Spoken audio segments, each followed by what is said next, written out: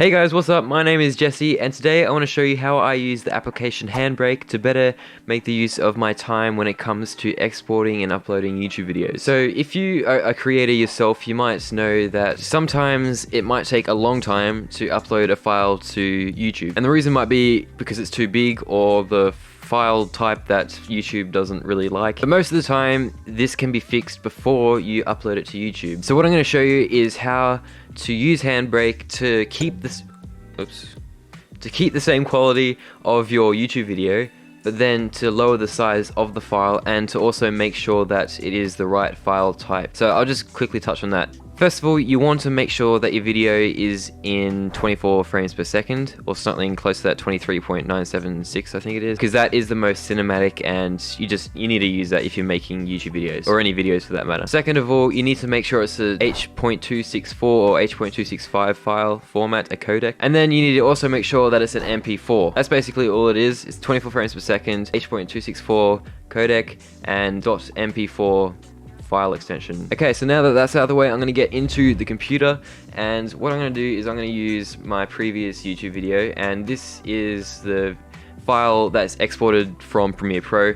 It is a larger file than I actually uploaded to YouTube, but it is just the same quality. So usually in my process, I upload with certain settings. In Premiere Pro, I'll show it on screen if I can. And then I use that file and I put that into Handbrake. I keep that on my hard drive, but then I put the file that I put through Handbrake onto my desktop, so then I can unplug my hard drive while I'm uploading my video to YouTube. Okay, so opening up Handbrake, it will open like this.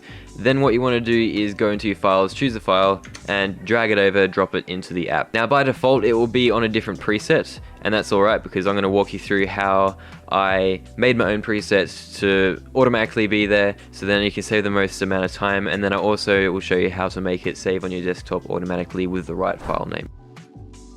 Okay, so first of all, we're going to make the preset. Now that is really simple. All I'm going to do is walk you through these different tabs here on what I've got. You can always pause the screen when I get to the spots in the video, and then you can copy those settings onto your own Handbrake. But yeah, let's get into it. First of all, I'll make sure to click on it, make sure I've got it open.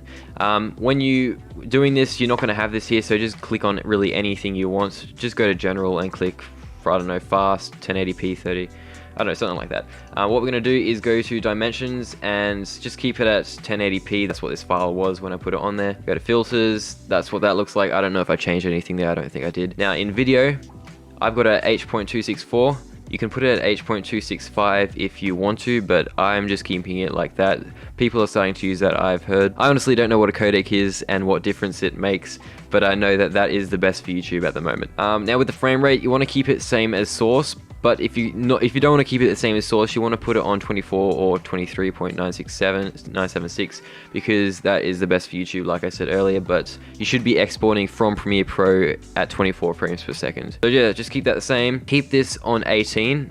I don't know where it will be for you, but drag it until it's on 18. Make sure these are ticked here, and then go into encoder preset and make sure that's on slow. Now in audio, you want to keep it as is. I don't think I changed anything, but if it's not the same for you, this is what I've got at the moment. Subtitles, nothing. Chapters, I didn't change anything there. And that's basically all I had to change. Now to save this preset, all you have to do is click Save New Preset.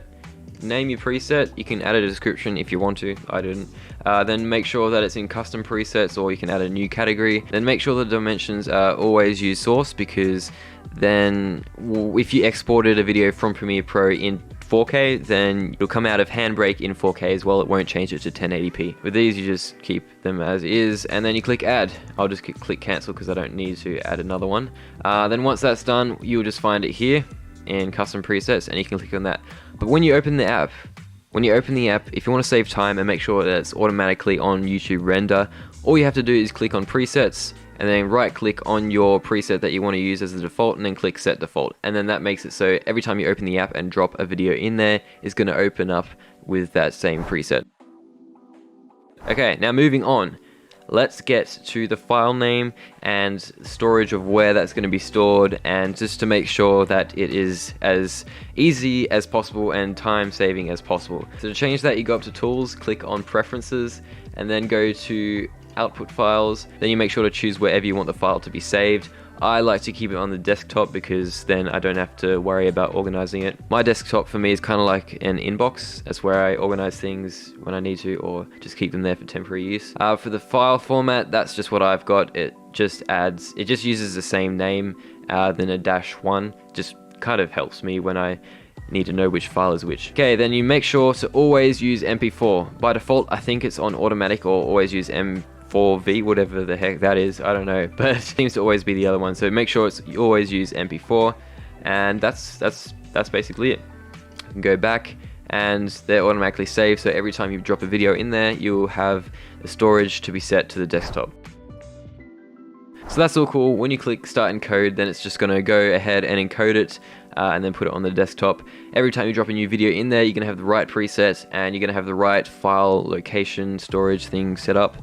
But then something else to just make it a bit quicker is to make sure that you've got when done quit Handbrake, or whichever one you want. I have it on quit Handbrake, and it'll just stay on whichever one you've selected every time you open the app. The reason this is so good is because every time I put a video in here and start the encode, I just go off and do my own thing on another app or Premiere Pro or something like that, and start, I don't know, editing a thumbnail, and then I know that once that's disappeared, it's easy, I know that it's done. Okay guys, so that's basically it. I hope you enjoyed this video. I hope it gave you some good advice and good knowledge, because this is really helpful when you are uploading videos to YouTube. So make sure to subscribe if you haven't yet, especially if you've watched another one of my videos, because that means you need to. Anyway guys, I hope you have a great day, and I'll see you in the next video.